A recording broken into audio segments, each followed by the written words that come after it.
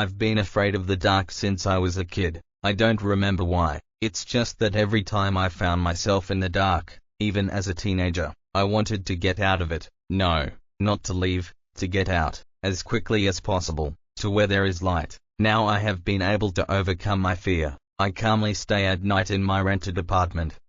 Now let's get to the point. Last week, my parents called me home for the new year. I arrived yesterday, arrived late, around 9, and went to bed almost immediately. The mother also asked at night, should I leave the light on for you? I didn't spend the night without him when I was a kid. I assured her that everything was fine and fell asleep. I woke up suddenly, as if I had just blinked. It was 3:15 on the clock and they were standing. I was scared. Have you ever seen an electronic clock in your life? Did those two dots blink between the hours and minutes? Strange memories came back to my mind.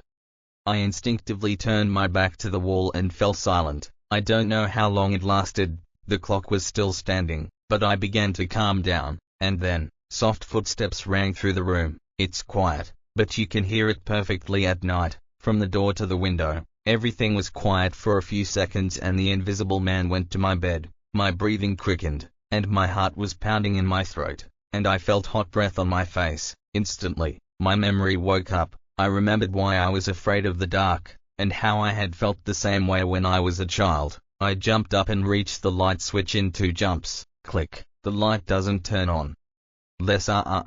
You still haven't learned anything. Hello. Barely audible voice sounded in my head. I huddled in the nearest corner and covered my face with my hands. I don't want to see what will appear out of the darkness. How are you, Lyosha? It's been so long since we last met. The voice moved out of his head and sounded right next to his ear, so that the words burned his auricle. It was saying something, but I tried not to pay attention, hearing only some phrases. You understand that the morning will not come just like that. I'll leave when you feed me. Open your face. I closed my eyes and tried to open the door with one hand, but it was locked. I won't let you go. I fell face down on the floor and sobbed. I really didn't want that. It ran its bony paw over me.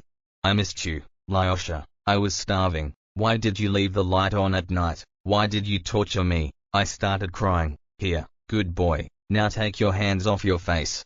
Slowly, as if in a dream, I removed them and felt a twinge of pain all over the body. It seemed that his nerves would not stand up and burn out from overexertion. I felt a terrible cold, as if I were left in outer space and, at the same time, a heat, as if I were burning in the center of a star. And finally I was left in absolute darkness, just me and nothing. I feel the touch of slimy tentacles, fear, pain and humiliation, all the feelings that every dying person on the planet is experiencing at this moment, from microbe to human, cheetah teeth on the throat, intoxication of the body, a bullet in the heart.